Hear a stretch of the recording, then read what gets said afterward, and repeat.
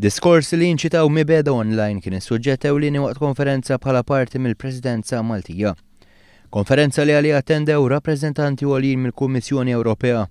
Id-Direttura Drittijiet Fundamentali Paul Nemitz innota l-liġijiet li daħħal pajjiżna fl-aħħar snin bħal bidla fil-liġi tal-vilifikazzjoni tar-reliġjon li tat libertà artistika lill-artisti, il-liġi tar-revenge porn fost oħrajn u liġijiet li jirriflettu r-realtajiet tal-lum.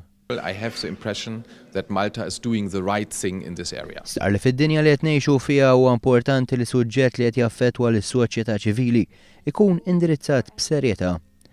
Għaldaqstant irid ikun assigurat il-libertà tal-espressjoni li trid tkun imħaddna b'serjetà. I think it is very important that we make sure that our journalists, that our politicians, but also anybody can speak freely, whether on the internet or offline. And what we're seeing is that incitements to violence and speech which incites hate actually impedes people to speak. It has a chilling effect.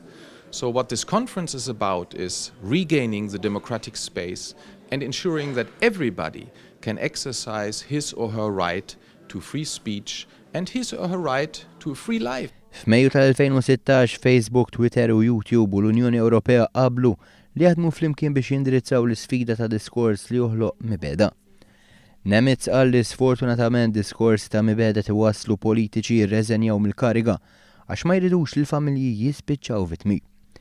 Il-Ministru għall-Ġustizzja Imboniċi rrimarka kif studju li sar f'Malta wera li wieħed minn kull 3 persuni spiċċa vittma ta' diskors ta' Mibegħda. Żied jgħid li fil-waqt li tisiru l-isforzi neċessarji għodda ewlenija li tista' tiġġieled il-Mibegħda hija l-edukazzjoni fost it-tfal.